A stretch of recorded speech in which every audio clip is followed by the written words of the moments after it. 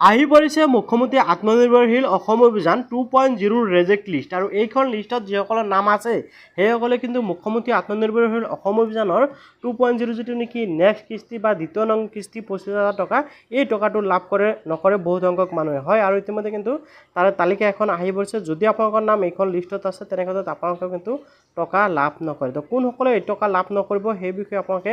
জানিব পাৰিব এইখন লিষ্টৰ পৰা তো প্ৰথমতে আপোনালোকে চাব লাগিব যে আপোনালোকৰ নাম এইখন ৰেজেক্ট লিষ্টত আছে নেকি তো লিষ্টখন আপোনালোকে ক'ৰ পৰা কেনেকৈ পাব সেই বিষয়ে মই পিছত জনাই আছো তাৰ আগতে মই আপোনালোকক দেখুৱাই আছো যে আপোনালোকৰ নাম ৰেজেক্ট লিষ্টত আছে নাই কেনেকৈ চেক কৰিব ওকে তো প্ৰথমতে আপোনালোকে ARN নাম্বাৰ অৰ্থাৎ আপোনালোকৰ এপ্লিকেশ্যন নাম্বাৰ আপোনালোকে যেতিয়া নেকি এপ্লিকেশ্যন কৰিছিল সেই নাম্বাৰটো আপোনালোকে প্ৰথম লিষ্টত দেখিবলৈ পাব বা প্ৰথমত দেখিবলৈ পাব তাৰপিছত আছে আপোনালোকৰ নাম নিজৰ নাম যিসকলে নেকি ৰেজেক্ট হৈ আছে বৰ্তমানলৈকে সেইসকলৰ নাম যদি আপোনালোকৰ ৰেজেক্ট হয় তেনেক্ষেত্ৰত আপোনালোকে যাতে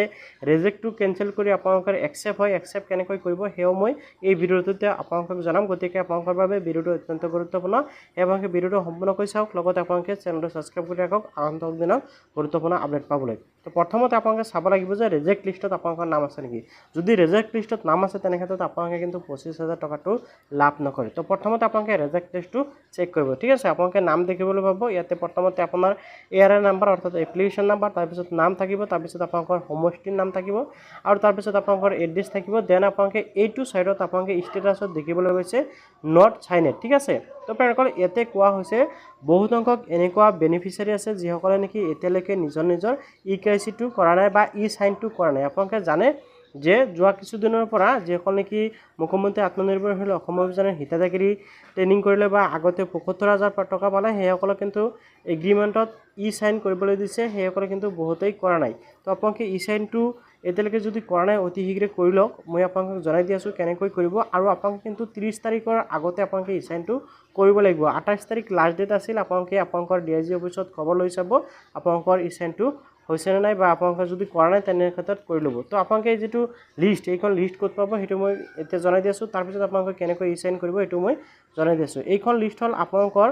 সমষ্টিৰ যিখন নেকি গ্ৰুপ আছে আপোনালোকৰ সমষ্টিৰ প্ৰত্যেকটো সমষ্টিৰে কিন্তু আত্মনিৰ্ভৰশীল অসম অভিযান 2.0 এখনকৈ গ্ৰুপ খোলা আছে আৰু সেই গ্ৰুপত আপোনালোকে লিষ্টটো পাই যাব যিসকলকে এতিয়ালৈকে সাইন কৰা নাই যদি আপোনালোকে 30 তাৰিখৰ আগত সাইনটো নকৰে বা তেনেক্ষেত্ৰত কিন্তু আপোনালোকৰ ৰিজেক্ট হৈ যাব আৰু আপোনালোকে 25,000 টকাটো লাভ নকৰে এতিয়া কথা হ'ল যদি আপোনালোকে সাইন কৰা নাই তেনেক্ষেত্ৰত কেনেকৈ সাইন কৰিব সেইটো মই আপোনালোকক দেখুৱাই আছোঁ আপোনালোকে যেতিয়া নেকি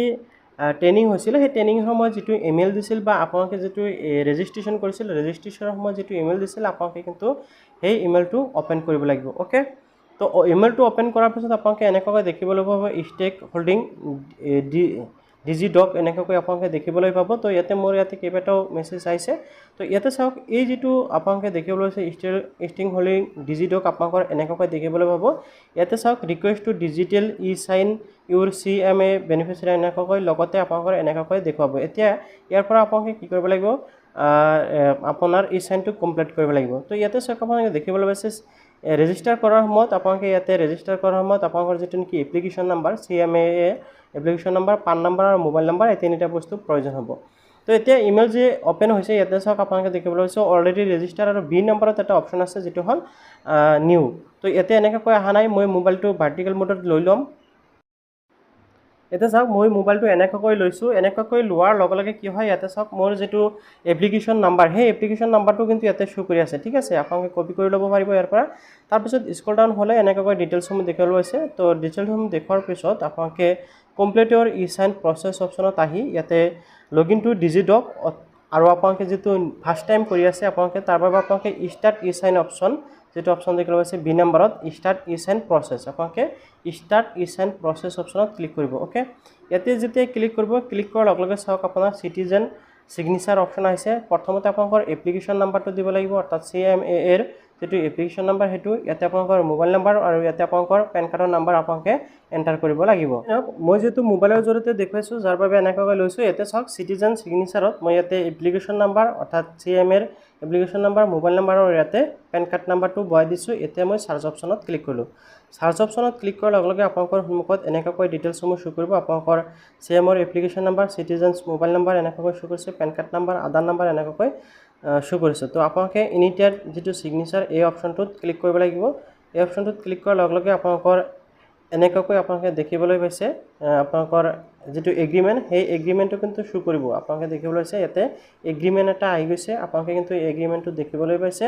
আপোনালোকৰ কিন্তু এইটো হ'ল মেইন বস্তু তো আপোনালোকে জাষ্ট এতিয়া যিটো ইনিটিয়েট ছিগনেচাৰ আপোনালোকে দেখিবলৈ পাইছে এই অপশ্যনটোত ক্লিক কৰিব লাগিব এইটো ডিজিটেল ছিগনেচাৰ বুলি কয় বা ই চাইন বুলি কয় ইয়াতে ক্লিক কৰাৰ লগে লগে আপোনাৰ ই চাইন অপশ্যনলৈ লৈ যাব ইয়াতে আপোনালোকে টিক লগাব আৰু এই যিটো আপোনালোকে দেখিবলৈ পাইছে BID নাম্বাৰ অব্লিক আধাৰ নাম্বাৰ আপোনালোকে এই ইয়াতে আধাৰ নাম্বাৰটো বহাব লাগিব তেনেকৈ আপোনালোকে আধাৰ নাম্বাৰ বহাব আধাৰ নাম্বাৰ বহোৱাৰ লগে লগে আপোনালোকে চেণ্ড OTP অপশ্যনত ক্লিক কৰি দিব চেণ্ড OTP অপশ্যনত ক্লিক কৰাৰ লগে লগে আপোনাৰ যিটো মোবাইল নাম্বাৰ আছে সেই মোবাইল নাম্বাৰত কিন্তু অৰ্থাৎ আধাৰৰ সৈতে লিংক হৈ থকা মোবাইল নাম্বাৰত এটা OTP আহিব সেই OTPটো কিন্তু ইয়াতে আপোনালোকে এণ্টাৰ কৰিব লাগিব OTPটো এণ্টাৰ কৰি জাষ্ট আপোনালোকে ইয়াতে ভেৰিফাই অপশ্যনত ক্লিক কৰিব ভেৰিফাই OTP অপশ্যনত ক্লিক কৰাৰ লগে লগে লোডিং হ'ব আৰু আপোনালোকৰ ফাইনেলি এনেকুৱাকৈ thank you for e sign the documents we will notify the other party and move the process ahead okay তো এতিয়া আপোনাৰ ই চাইন প্ৰচেছটো ইয়াতে কমপ্লিট হৈ গ'ল আপোনালোকক যিটো নেকি ই চাইন কৰিবলৈ দিছে বৰ্তমান সময়ত এইটো কমপ্লিট হৈ গ'ল মই জাষ্ট অ'কে অপশ্যনত ক্লিক কৰি দিলোঁ ই চাইন মোৰ কমপ্লিট হৈ গ'ল তো আশা কৰিছোঁ আপুনি নিশ্চয় বুজি পাইছে যে ই চাইনটো কেনেকৈ কমপ্লিট কৰিব